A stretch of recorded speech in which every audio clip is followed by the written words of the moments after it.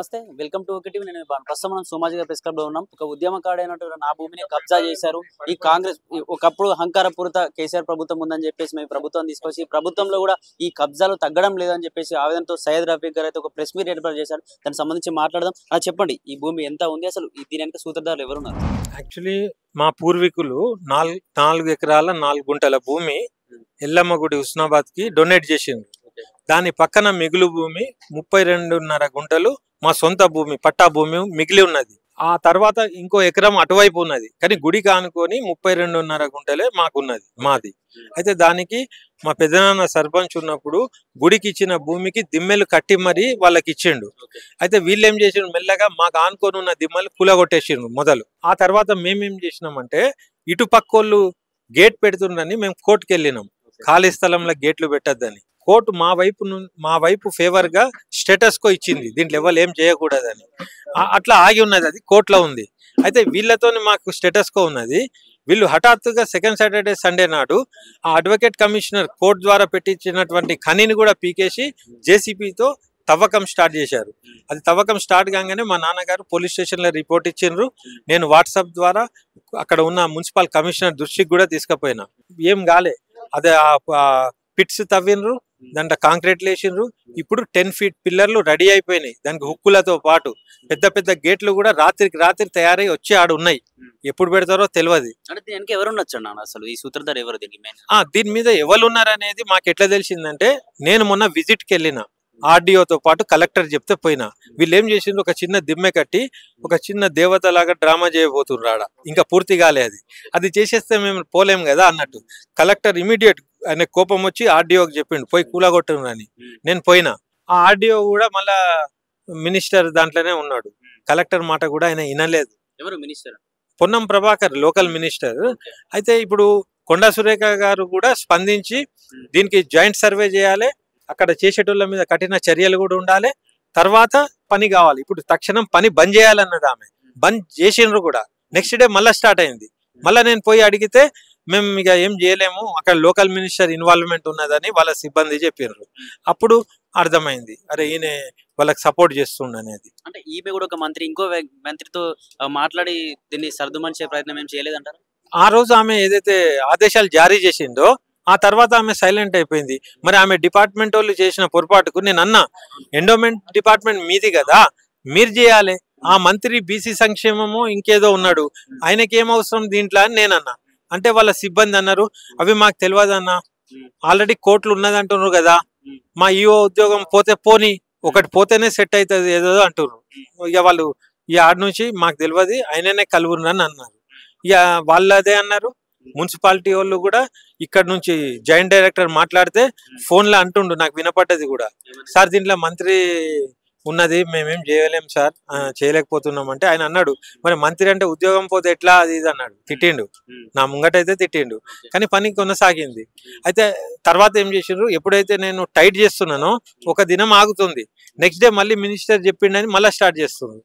ఒక దినం అయితే లైట్లు పెట్టి చేసిండ్రు రాత్రి. నేననేది, ఎండోమెంట్ వాళ్ళు లైట్లు పెట్టి చేసే పని ఏమున్నది, అది అక్రమణదారులు చేసేది. ఒక గవర్నమెంట్ అంటే హుందాగా పని చేయొచ్చు కదా, హాలిడేస్లలో ఎందుకు చేయాలి? వాళ్ళు చేసే తీరే చెప్తుంది. తర్వాత ఇంకో ముఖ్యమైన విషయం ఏంటంటే, వాళ్ళు ఇప్పుడు ఏమంటున్నారట, మా హద్దు తీసేసింది కాబట్టి ఇది కూడా 65 అంటున్నారు, 265 అంటున్నారట. ఎట్లయితే హైదరాబాద్ లో కబ్జాలు చేసే వాళ్ళు అంటారు, కలిపేసే ప్రయత్నంలో ఉన్నారు. అప్పుడు వాళ్ళని అడిగినారు, ఎవరైతే అడగాలనో న్యాయస్థానం, మరి స్టే ఆర్డర్ దేని మీద ఉంది, ఇది భూమి అసలు భూమే లేదంటే మరి స్టే దేని మీద ఉన్నదని అడిగితే నోరు మూసుకున్నారు. తర్వాత అడ్వకేట్ కమిషనర్ కొలతలు చేసినప్పుడు వీళ్ళు కూడా సైన్ చేసినారు దాంట్లో పంచనామాల. మరి వీళ్ళే సైన్ చేసినారు కదా.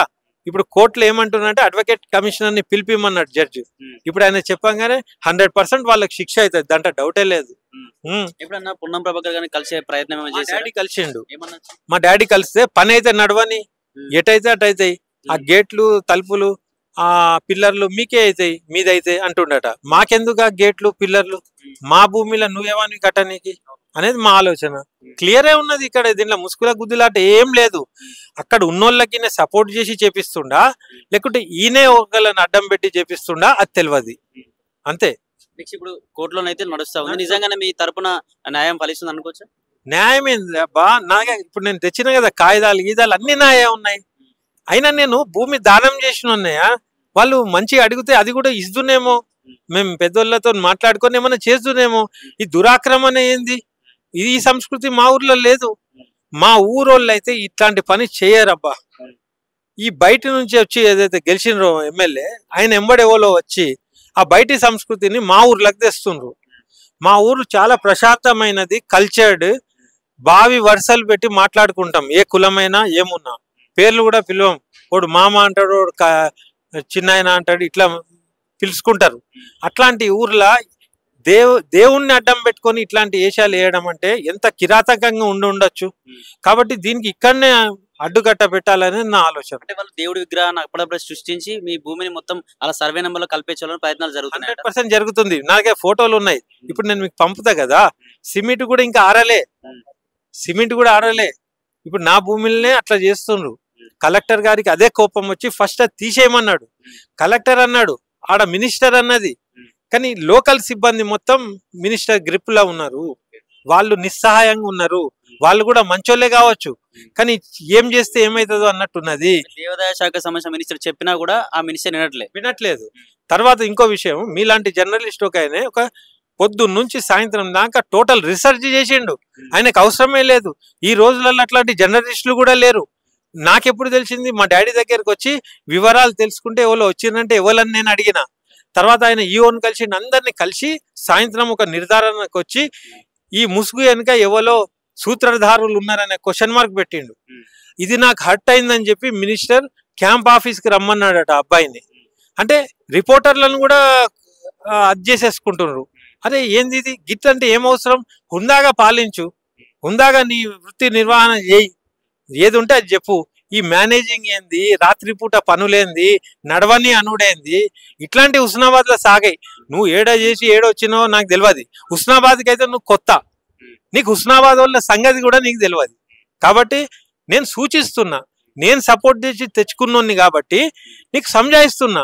ఇప్పుడు మన ఇంట్లో ఎవడన్నా తప్పు చేస్తాడు, మనం 4 గోడల మధ్యలో సంజాయించుకోవాలని 10 రోజులు ట్రై చేసిన. ఇప్పుడు ముఖ్యమంత్రి దృష్టికి పోవాలని, అక్కడ ఉన్న ప్రజలకు క్లారిటీ తెలవాలని నేను బయటికి వచ్చిన. లేకుంటే నేను ఫస్ట్ డే నేను లొల్లి పెట్టాను మీడియాని. నేను నిస్సహాయంగా ఉన్నా కాబట్టి వచ్చిన. ఉద్యమ నిర్మాణానికి ఇది పునాది ఇప్పుడు నాది. ఇప్పుడు ఉద్యమకారులు అందరు వస్తారు, వాళ్ళే కూలగొడతారు. కానీ అది ధర్మం కాదు కదా. ఎట్లయితే కూలగొట్టినావో అట్లా పడగొట్టు నువ్వే అంటున్నా, నీకు ఛాన్స్ ఇస్తున్నా. మేం పలగొట్టినాడు ఉద్యమకారులు కానీ కోర్టు కానీ పలగొడితే నీ ఇజ్జత్ ఏముంటది? నీ ఇజ్జత్ నువ్వు కాపాడుకో అంటున్నా నేను, అంతే. Thank you.